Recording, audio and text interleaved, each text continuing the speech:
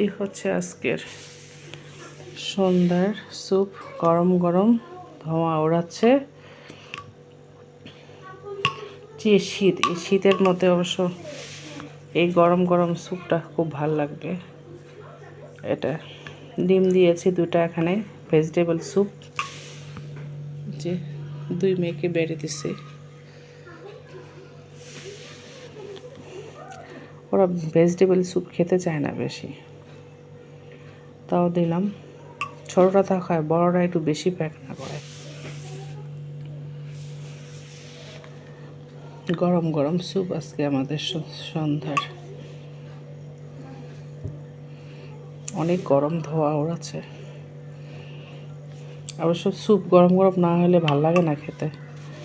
আমরা এখন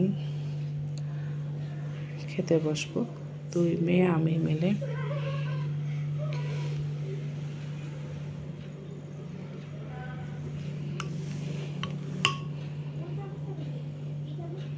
একটু